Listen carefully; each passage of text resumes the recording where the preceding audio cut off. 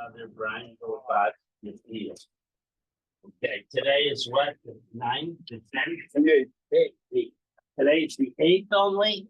Of Today's the 8th, Oh, yes. wow. Okay, ain't got no dead people today. And you got They- no dead too. Made the Neshomas have an Aliyah, Allah Kankin, and Rabia, and Allah Yidden, Yeshia, Bimhela, Mamish. Amen. Very good. Okay, Rabosai, there are, Wait, we discussed, I'm going away. you're going away. Yeah, I'm not going to be here Sunday. So We'll miss do the you. dead people. Okay, we'll miss you.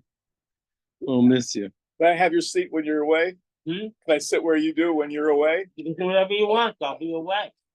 I thought you told me that. I mean, this That's is okay. Mordecai's seat. Oh, okay. Okay, you wanna sit, I'm gonna wait for a week Sunday, you wanna sit here, you can sit here. Thank you, Dylan. He'll split he has a dual personality. He'll take both ends. Don't tell me, I can tell you about him, Uh-oh. please, I went to his house and what you want. Quiet, everyone. We're waiting for a shear. Okay, Well, so, not okay. in- Give me back my banners. So we've discussed in the past the idea of a person giving away something in his lifetime, which a person can do. A person can also do something to, so to speak, to give it away and not give it away. Yeah. And we call that mehayim. And we've discussed that really essentially means the person says, I'm giving it now, he's giving it now and after he dies. So he means to say that he's giving the body of the land to the recipient, but he's maintaining his rights to all the fruits of the land, etc., which is a very reasonable thing to do. A guy's healthy; he wants to guarantee the transfer, but he wants to continue using him while he's alive. There are two questions that need to be clarified about it today. One is, to what degree does it have to be explicit in the paper? He's writing a paper. Or is it assumed or explicit? We'll see what it means. The second is, when we enact it, what does it actually mean? What legally, if one person is given the property, one person is holding on to the fruits, well, if a person owns the fruits, he must have some rights to the land. So to what degree has he given up the ownership to the land? Hasn't he given up the ownership to the land? That we're going to see. So the Mishnah says, we're at the Mishnah on Kuf Lamed Vav, a couple lines from the top. He says, a person is healthy, and he comes from the Chassid Levanav. Okay, he writes now, he's writing his possession to his son. Where would a person do this, for example? This is classic, and I have this all the time these days. A person gets married a second time, and there's big challenges between the second wife's family and the first wife's family. The first thing, they want the money, etc., etc. So sometimes there be so simple things over here. He wants to give his possessions to his kids now.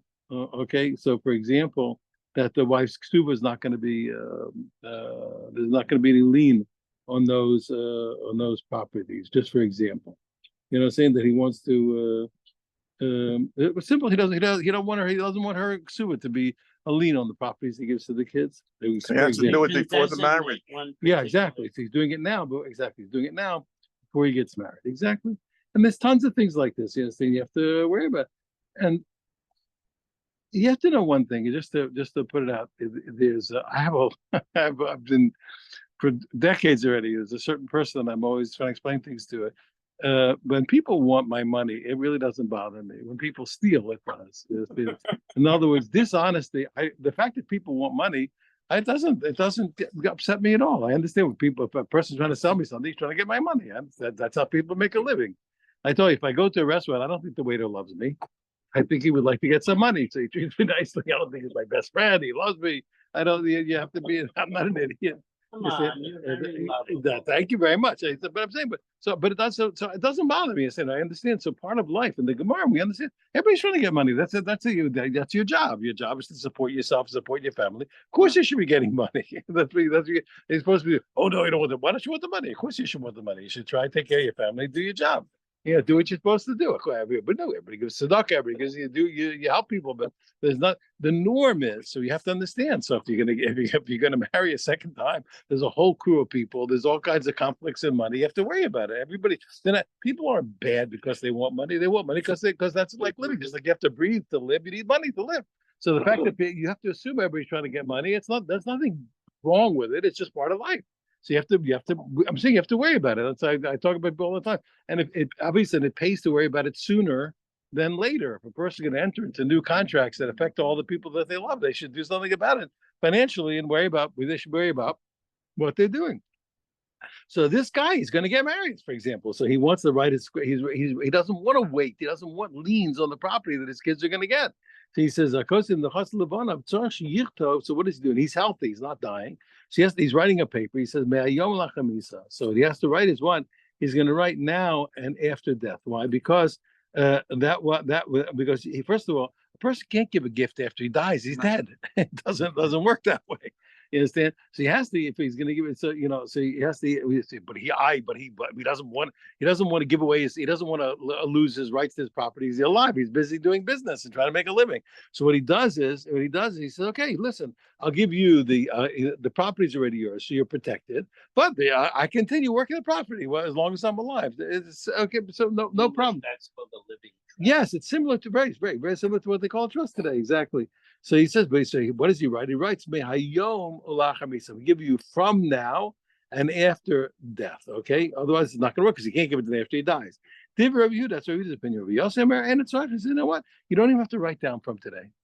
Don't worry about it. It's not necessary. Okay, now we're going to see what the argument is coming up. It's hard to understand. Okay, again, if the guy's trying to write his possessions to his kid for after he dies. And they're doing it the way we said, today and after death. So the father can't sell the property. He already wrote it to the kid. And the son can't sell it either. The father has rights to it. And therefore what? So that how does it work? So therefore, if the father sells it, okay, so he sells his rights, he sells the use of fruct until he dies, then it goes back to and then everything goes to the kid. If the son sells, the buyer gets nothing until the father dies. The kid can't do anything. The father holds on to the fruits. He can sell it, you understand, but it's not going to go to the buyer until after the father dies. And we're going to clarify this point also. That's another point that we're going to clarify, as we'll see. It's connected. Okay. My hobby. 1 second. So what? Even if he writes today and after death, what good is it? Okay. Tartanon did we learn? Let's say a guy writes to a woman. He says, look, he wants to give it again. There's a man protecting his wife. He doesn't want his wife to fall subject to what? To be in doubt, to be subject and stuck. To have to be a yabam. So he says, listen, the get is from today and after death. In other words, okay, after death, it'll be your. So it could be, and we don't. Well, the problem is, you're going to see in a minute. We don't know what it means. He says today and after death. So he said get, they no get. We're in doubt. We don't know if that works. You just told me when a guy writes his property to his kids and he says today and after death, it's fine. Today he has today the kid owns the body of the land and the father owns the usufruct. So how come over here, if that's true, if it works, how come it doesn't seem to work? We don't know the status of today and after death. If a guy gives a get to his wife and says today and after I die, and he obviously can't give a get after he dies. He says what means it's a get and it's not a get. We're in doubt. We don't know if it works. Being Mason, if the guy dies, what we have to consider that we don't know. Choletzes, she has to do yivam because maybe she's not divorced. She has to do or chalit. She has to do chalitza because maybe she's not divorced. So on the other hand, she can't do yivam because maybe she was divorced and she's forbidden to her husband's brother. So the answer is no. It says you make a mistake. It's not that we're in doubt about the mechanism. Awesome over there. We are indeed in doubt. Why Masapula need to know because we don't know. Is he just saying, listen, he says, when I die, I'm conditioned. This is your get conditional on my dying. So the second he dies, it's a get from this minute. If he meant to say no, listen, it's a get, it's a get from today. No, it's not a get. Okay, it's a get after death. So it's one or the other, black or white. So we don't know which one it is. And the reason why we're in doubt is because there's no way to explain it simultaneously. It's one or the other. So we don't know if he's saying if he means that the death is a condition or the death is a reversal of his original idea. We can learn them together. Why? Why is that? This is he's saying gufa gufa. He says, listen, I'm giving you the body of the property I'm giving you today, and pira lachamisa and the use of product afterwards. So here where I can easily read them together, it's not a problem. Over there where I can't, okay, I can't. I'm really in doubt. But soldiers. Because do a that person, all the because time. because a person can't say, well, look, part of it's now, part of it's after death. You can't give any get after death. There's no such thing. But So the- soldiers are so the way it's done differently. The way you write, the way to write is like this. They write, "This is your get a minute before I die." That's different. That's a Or if different. I'm not back. Yeah, by yeah, yeah, November yeah. 20. But or there's a get an instant before I die. You're divorced a minute before I die. You So need it's to no hit a problem. lot of Rabbanim against that. Against the That get them off. Why? Yeah. Okay, let's get there. We'll come back to getting again. I don't know. You mean all you say is before I die? No, a minute before he dies. A minute A before I minute die. before he dies, you're divorced. The text usually says if I'm not back on. That's another time. That's another way. That's called That's Ibn the Labasi. one. Ibn Labasi. That's another one. But another one says we're going to see it's class enough. But I'm We telling had you, a Gemara when what a guy I'm- was a few blocks but I'm away. telling you, it's also what I just told you in a classic Gemara. Also, a guy says this might not to be get a good. minute before I die. Does you get a minute before I die? As we'll see, a very important case by Legabi Truma. Killed him. Legabi Truma, it becomes a very important problem for a wife of a Kohen. Okay. Rabbi Yossi Omer Ein Tzarich. Now we said in our Mishnah, it was enigmatic. Rabbi Yossi said, you don't have to write today. Oh, we don't have to write today. So we didn't write today. How do you know it's from today? What's going on? Rabbi Barabu Cholash, Rabbi Barabu was very sick. Al Gabe, Rav Huna, Rav Nachman. Rav Huna, Rav Nachman came up to visit him. Amarli Rav Huna, Rav Nachman. So Rav Huna said to Rav Nachman, he said, listen, they wanted to ask. They had lots of questions. So Rav Barabu, he says, Boyman, he says, ask him, go ask him.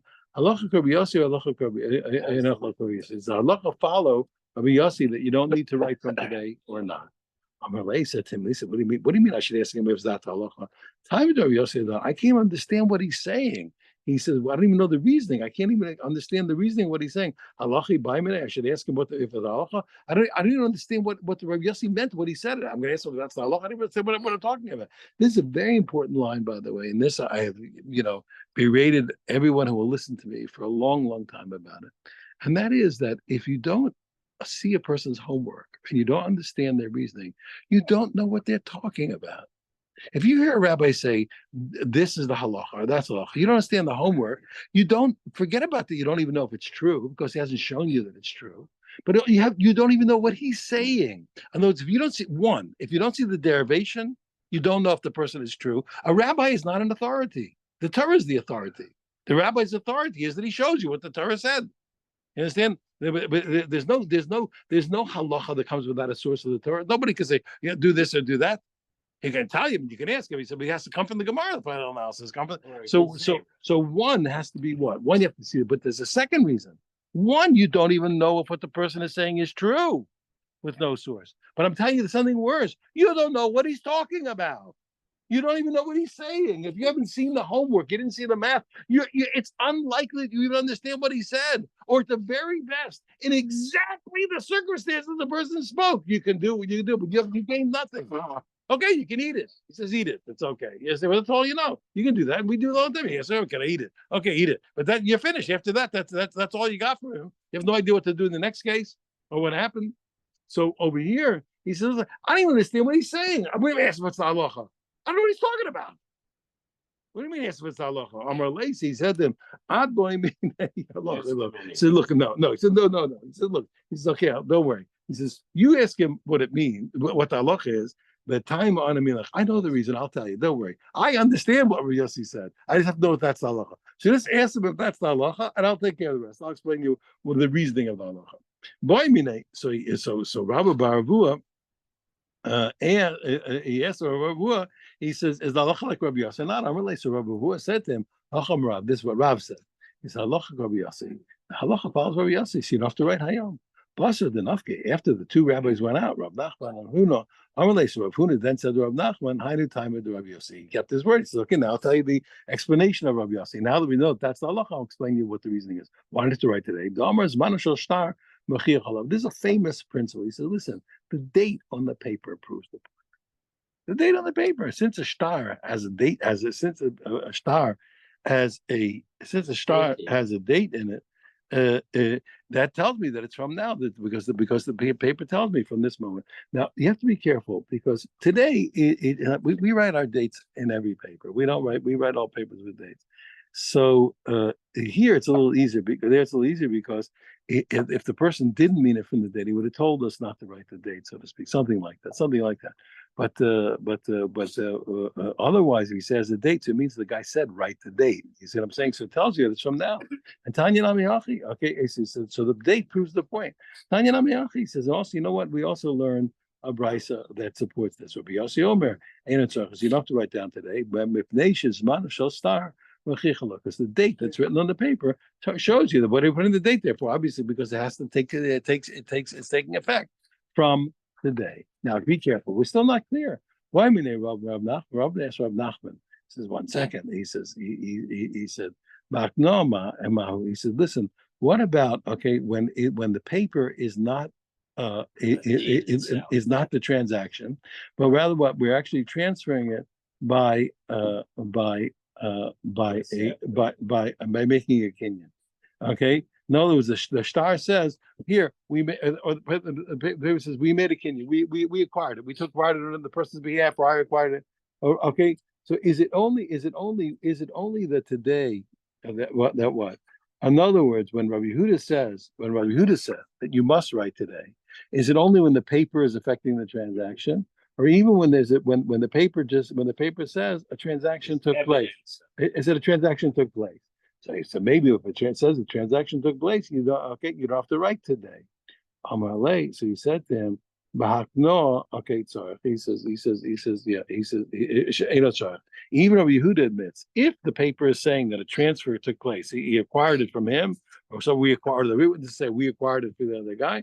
Then even Rabbi Yehuda says you don't have to write from today. But Papi Amar Ika, he says no. Papi says it depends. He says because now this a classical way of writing a paper. They'll say, listen, he said, blah blah blah. That the witnesses are speaking in the paper. This would happen, and this guy told us to acquire it on behalf of the other person, and the end it says and we acquired it. Okay, so he says like this. Ikak nayasa. Okay, sometimes there's a paper that testifies to a transition where you have to write today. And there's some kind of a paper that has a transition of ownership where you don't have to write today, where you won't demand. If it said what he said, you make a transfer, take it on his behalf, transfer to him, and then it said in the end, and we acquired it. Okay, then you don't have to, because it's clear that the extra word was making it clear. It's as if they're letting you know that it's today, and it's clear you don't have to do anymore. The extra writing of acquisition. But if they wrote the other way, if they first wrote we acquired it, and at the end he had told us to acquire it, then you have to write it down. You have to write from today. Okay. So he asked the Makasha. He says, Mika media he said, 1 second, what's going on over here? You want to tell me that the scribes, okay, they're good guys, but they're not the Talmid Chachamim. So you tell me the scribes have a code that they know and we don't know? The scribes know to write. No, should we write? Should we write? He said acquire it and we acquired it, as opposed to we acquired it and he said to acquire it, and the scribe we tell in the secret code that we tell don't know, we're relying, we just discovered, oh, don't worry, the scribes write it. Now you have to understand that a lot of times it's true, because a lot of times the clerks, we are part of it, then again, they know the clerks are on top of things. You see, a lot of times but here's another, and when I married my present wife, so I was trying to get a marriage license from the rabbinate in Israel. So there's a rule over there. They won't let you get a marriage license less than 14 days before the marriage. They want to check everything out. So I had a whole lot of things happening at the time, a house full of kids, and I opened the yeshiva, I had a whole story going on. Anyway, I missed it. So I realized I'm not going to get a married. I want to get married. So I did a classic Israeli thing. You don't go to the person in charge. I went to the chief rabbinate. And you know who I went to? With the secretary. I went to the secretary, the chief rabbi. I sat down, I told the whole story there, this, I had a bunch of kids, my wife died, and blah, blah, blah. But she says to me, you'll get the license. She says, you're going to get it. She says, I'm giving it. Don't worry about it. She says, I'll take care of it. And I got it with the signature. You said, you have to know who to go to. I'm just teasing. But they do know a lot. The answer, I'm just teasing. But over here, so what's the story? So they said, what do you tell me what? The scribes know things that we didn't know. We're relying on their codes, and they know Allah. We don't know. He said, "What's going on?" So listen to this. Yeah, listen to this. So he says. So the Gemara says, listen to this. They went out. Shalinu suffering The buyer. the Abaya. They went to the scribes of the Abaya. They knew the difference of the two coded languages. Well, suffering the Rabba, and they went to the Sofer of Rabba, and they knew the coded language. Buyer and rubber. Yeah, yeah. Rav Huna, Braid of Yeshua, Rav Yudah Meshua said no. He says that's not the halacha. Bein aknaya v'kanina minei. Whether it said what, whether it says he told us to acquire it and we acquired it afterwards, who bein kanina minei, or where it says we acquired it, vaknaya, and he told us to acquire it. Sorry, either way, there's no need to write from today. But here's the point. It's really, when is the argument of Rabbi Yehuda? That's no argument that you don't have to write today. When is the argument of Rabbi Yehuda and Rabbi Yossi? Okay, look at these words. Duchran Pisgame means a remembrance of sayings. That's what we call today a memorandum in English, or what's called in Hebrew today, modern Hebrew, they call Zichron Devarim. Here, literally, Zichron Devarim is a Hebrew translation of these words. Zichron Devarim is Hebrew translation of these words. What? Yeah, and here was what you know. We're remembering what was said. Pisgam is what was said.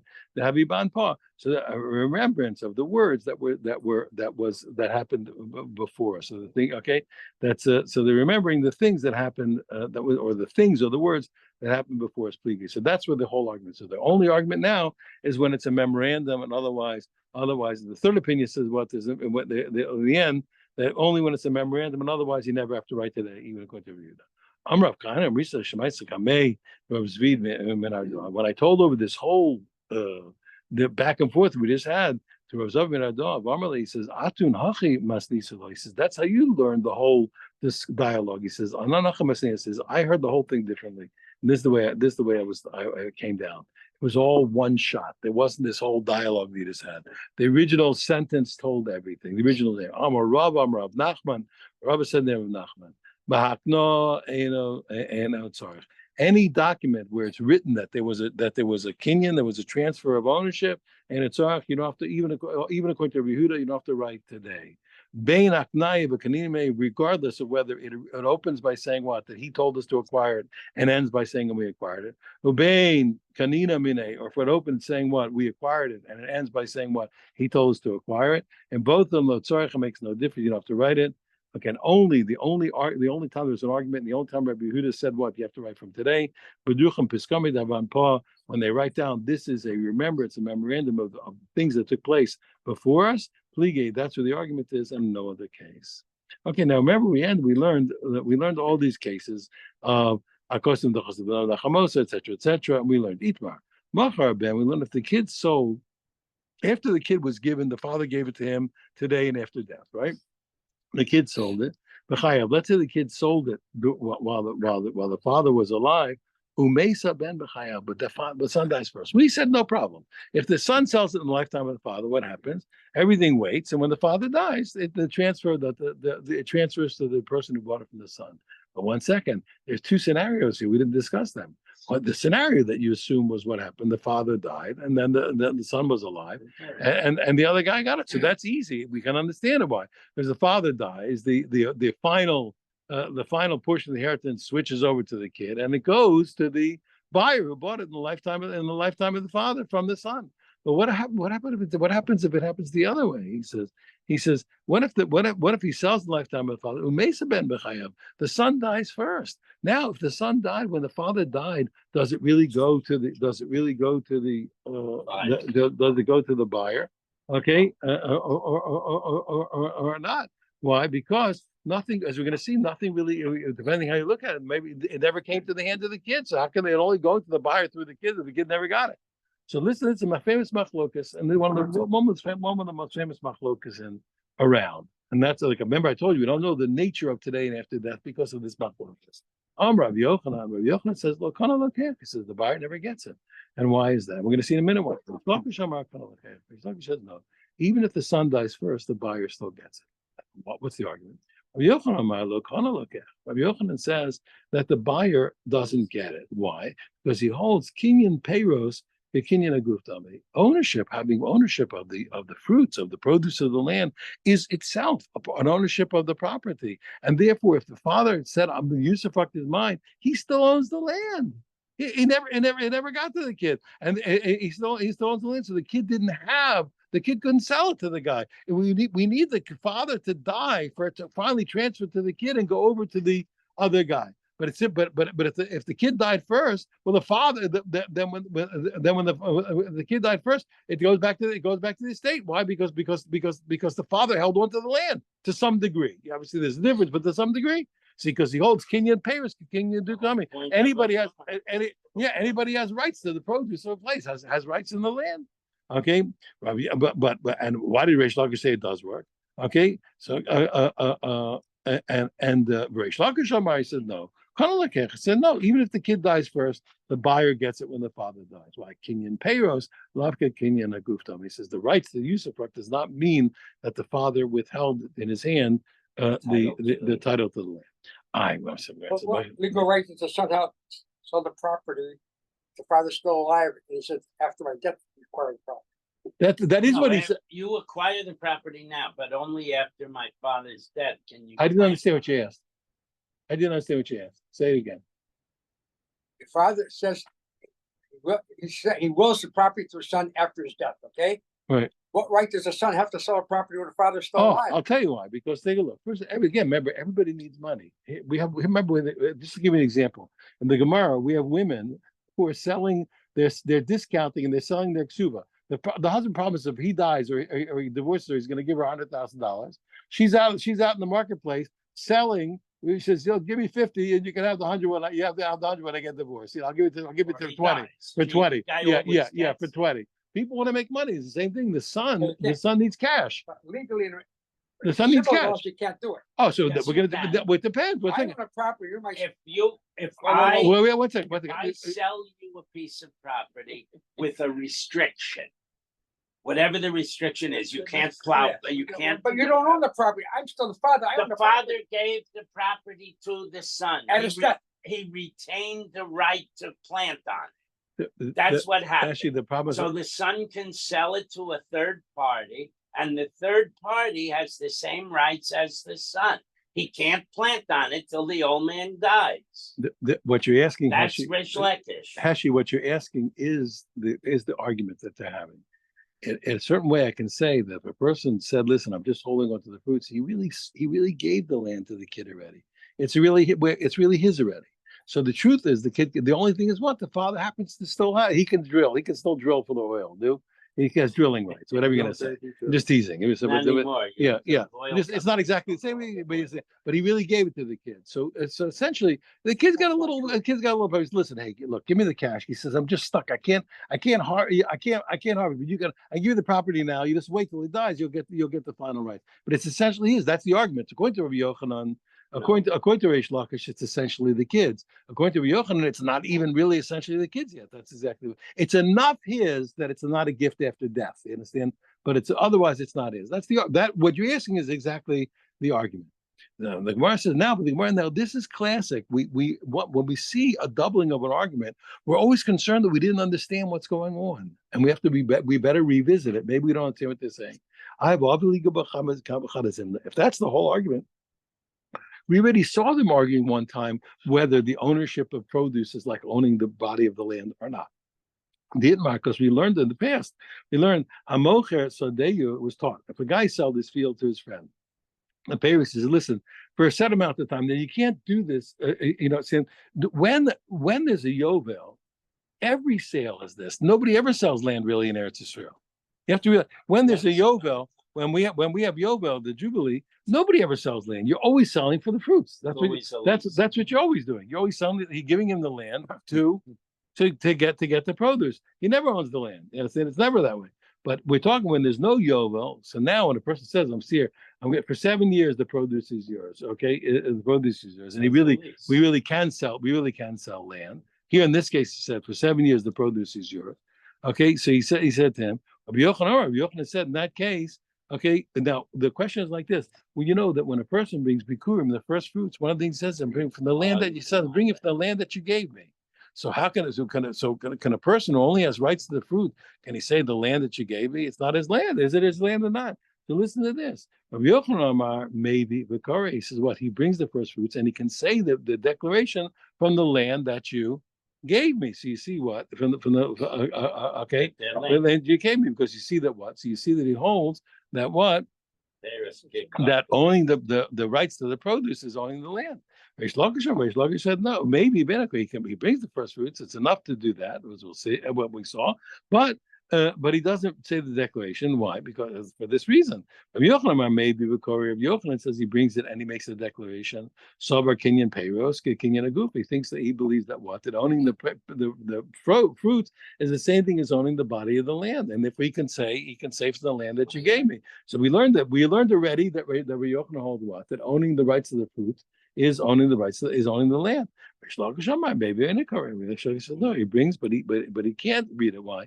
Kenyan Paris love kicking out do tummy because what? Because he says because the fact that he owns the rights to the fruit doesn't mean he owns the land, and he can't say the declaration from the land that you gave me. So now we understand why they're doubling the argument. So you're going to see each one. We're going to personify each of the arguers and show you why, even though they argued there, they would still have to tell me that they hold the same position here. Because Rabbi Yochanan would say to you, even though you're right, I have in general said, I made a general statement, Kinyan Peiros, Kinyan Gupta. I've said that rights to the fruits is like ownership of the land. Here I'd have to tell you again in this case, when the father said to the kid, look, I'll keep the fruit and you'll get the land, okay? And he's real, and I still have to inform you that I still believe that the father's holding on to the land essentially. Why? So because you might have thought what? You might have thought in this case between a father and a son, ownership of the food is not the land. Okay, the father certainly is giving up his rights to the land for the kid. He's got to support himself while he's alive. He doesn't want to hold on to anything. He's trying to help his kid. So you could assume that even though in general holding on to the fruits give rights to the fruits is right to the land, but here any father would let go. He wants to give it to the kid. I'm telling you what, that it's not true. I don't believe that the father said I'm holding on to the fruits. He's not letting go of his rights to the land, even for his kid. That's number one. Rav Shimon Lakish, and why does Rav Shimon Lakish have to repeat his opinion that it's not ownership?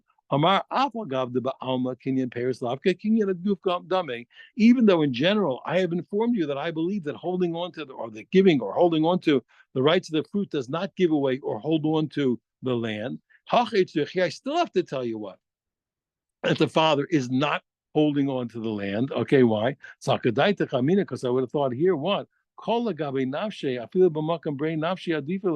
Everything that concerns a person is what I told you, even vis-a-vis his son, he takes precedence. Okay, why? Because over here, the guy's trying to support himself. Yes, he's giving it over. He's trying to take care of himself. And first, every person has to take care of himself first. The father's holding on to the rights of the land, even vis-a-vis his son. Person takes himself first.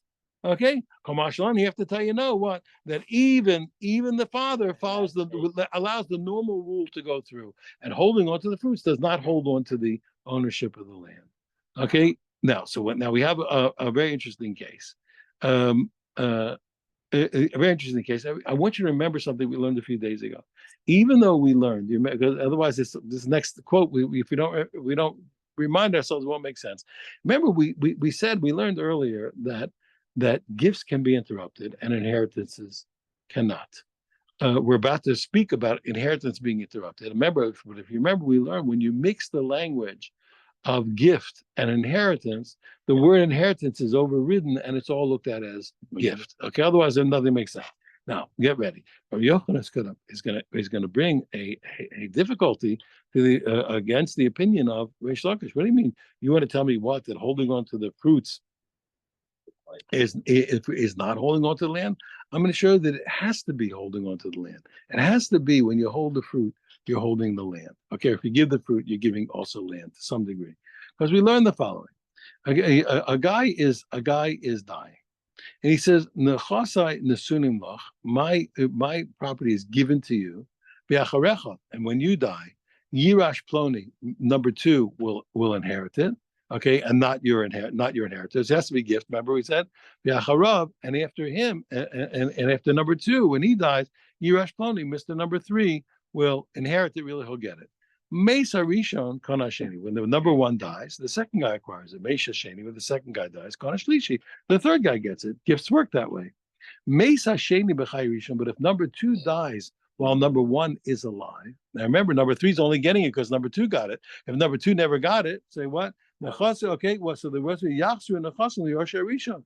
So then when number one dies, it doesn't go to number three, it goes to his when number one dies, okay, it doesn't go to number three, it goes to number one's inheritors. Why? Because when number one dies, it goes to inherit because the other guy never got it, right? So now he says, 1 second. He says, okay, and it doesn't go to number three. Bimita now, he said, look, he said, the reason we said it all makes sense. Because essentially, according to Rabbi Yochanan, the land was only finally given to number three. Number ones and number two were really what? We're really getting the Yusuf Rock, and it passed it on. And finally, number three gets the whole shoot and show. It gets the whole kit and caboodle. He said, but according to you, he says, well, when you have the fruits, you don't have the land. You have the fruits, you don't have the land. Now, what's the reasoning why it should come back to number one? When number one dies, when number two died first, number one dies, it goes to him. But listen, number two never got it. And so therefore he can't go to number three. He goes to number one. He says, he says, if you believe that what the holding the fruit is not holding the land, he says, then why does it go to number one? Okay, number one never owned the land. Number one only got the fruits. He never had the land. So why when he dies, does it go to his kids? He only had was rights to he not gonna have rights. The rights to the land were originally given to whom, according to you? The rights to the land only go to number three. Okay, he says the Yosher Nosi may violate. It should go back. No, pardon me. It didn't go to anybody. Since he only gave number one the fruits, and fruits is not land. When number one dies, who should it go to? It should go back to the inheritance of the original giver, Okay, because he never. I jumped the gun. It should go to the original giver. According to him, it's okay. I said before, it's according to Rav Yochanan. Yeah. So he said, therefore, what? Well, later, Shlakish said to him that he says, good try. He said, but you didn't knock me out. This is why. Rav Hoshea already removed this difficulty. We already encountered this difficulty before, and he already removed it. He says, why? He says, Acharecha Shani. Said, you're right. In theory, I should be wrong. In theory, it shouldn't happen. You're right. Since number one only had the rights to the fruits, and number two is dead, and number two dead. When number one dies, it would go back to the giver or to his estate. He says, what? He says, but what? He says, but here it's different. You know why it goes to the estate of number one? When a guy says, I'm giving it to you, and then to this guy, here, he really, even though normally when you give fruit to somebody, you're not giving the land. Here, the giver really intends to give him the body of the land together. Okay, and then what? And he means to say what? No. It's all yours, and whatever's left when you die goes to the next guy. Okay. Whatever goes to the next guy, whatever's left from him goes to the next guy. But since there was no next guy, the original guy got everything, and there's no next guy to get it. So it goes to what? But what I want to make it clear again. We're saying when a guy says you and after to you and after to you, you thought you're right. In theory, it should really look like he's giving it what? Fruit to you, and in the end, the other guy gets everything. No, he says it's not. He says when a guy is saying you, then you, he's not in the picture. There's no reason for him to. He's not holding anything back. If I give you, let's say Rish Lakish, because according to me, you give away fruit. You're not giving. I give you the rights to the fruit. I'm not giving you rights to them, and I'm holding back for myself. But I'm here. I exist. But if I'm out of the picture, here, the guy says, listen, I'm dying. You take it, and then you take it, and you take it. He's not holding anything. He's not asking for anything. He's not holding on to anything. So in this case, even though normally when a guy, normally when a guy gives away fruit, he says, listen, the fruit's yours for 3 years. Of course, he's holding on to the land. He's not giving anything away. He's holding on to the land. But when the guy's out of the picture, he's dying. He says, yours, then yours, then yours. He's finished. He's not has no interest. So in this case, even though normally when you give away produce, you're not giving away the land, this guy gave away the land. So number one got the land and the produce, and it really meant like this. It's all yours, the land and the produce. Whatever's left goes to number two. When he dies, whatever's left goes to number three. That's the way it is. So here, in this particular case, I agree with you. In this particular case, he gave away the land, so it functions that way, and that's why if number two didn't ever acquire for number one, number three's out of the picture, and when number one dies, it goes to his kids. So why didn't when number two died, why didn't it go to his Yorshim? No, he never got it. Because He never got it. And number Oh, he one has never- to die for number two to get it. Number Right. one has to die. He said you one, then two, then three. Two can't get it till number one dies.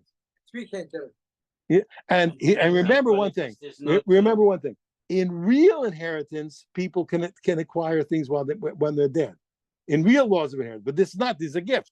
So number one, you said you know what I'm saying. So it's not. Yeah, It's a gift. It's yeah, not it's a gift. It's not an inheritance, yeah. inheritance. That's right. Okay. The Chain Rami. Okay, and same thing. The same kasha. The same kasha was asked by Rabba Bar Huna Kamed Rab. The same kasha was asked by Rabba Huna named Rab. The Omar and Rab answered. Acharech Hashani answered the same thing. That even if you hold that normally giving away food is not giving away land, in Acharecha everybody agrees that giving away the food is giving away the land, and we'll call that a da. Everyone have a wonderful day. Never Shabbos. And rush home and sign your apartments over here. To obtain the right.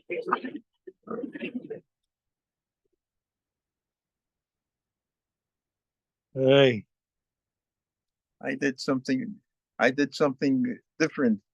I made my niece a partner.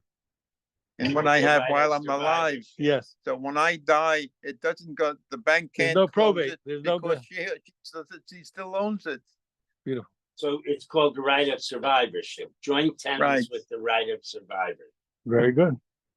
So there's a beautiful story in the Gemara about Rish Lakish that when he died, he was very upset that the only thing he left was a bowl of soup for his daughter, and he felt that he was being too generous. Well, you didn't know his He, daughter. no, it was. I don't. I don't think it's because it was the other way. He said he shouldn't have wasted his time to have more than he needed. Is it that he's too generous, or he wasted it? He wasted his time getting more than he needed. He worked harder than he needed to. Oh, Is that it? Is that he was too generous, or he said, "Look, why do you waste his time earning money when he didn't need it?" or was it that he felt that he did need to do it? Hashem would take care of Yeah, it. I'm saying, but he's saying why he could have been learning. Why did he waste his time earning that money? Oh, You see what I mean? But So- why should a person earn money that they don't I need? have a different take on this. I think my goal is to spend every penny up to the day I die, so the kids get nothing. You want to ask why? Yeah. So I ask why. Yeah. I don't want them to make a tofu mate. Well, if you die before it's all kinds of spent, what happens? Yeah. Then I'll ask them for money. So listen, I got a good friend. He's a wonderful person actually, and a very good person, very generous person. So and all his life he has always made money and given given everybody in the world money. This guy, listen to this. This guy, 1 week he didn't tell me. Somebody else told me. He has it's like a circle like these 5 really close friends. He shows up one night, and he gives each one $10,000. You told this. And he says, "Listen, just take this, and you give it to whatever stock you want. I want you. I You're want you to have the. recycling your I want you to have the stories. pleasure," he said, "of giving the money."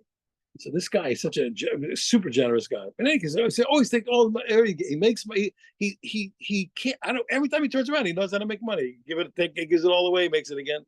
So now he told me that he informed his kids that in such and such a year he's coming to live with them.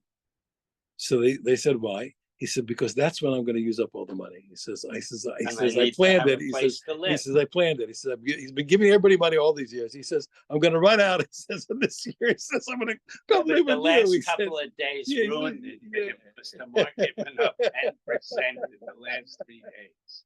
Thanks to Donald Trump. This So guy, I the- met him when I was it was my 18th birthday. I met the guy, and he came to Eretz Yisrael. I came to Eretz Yisrael when I moved to Eretz Yisrael when I was 17. I met this guy right my 18th birthday. A couple of days, but probably a couple of days before my 18th birthday. I get there, he looks around, he says, "This is Israel?"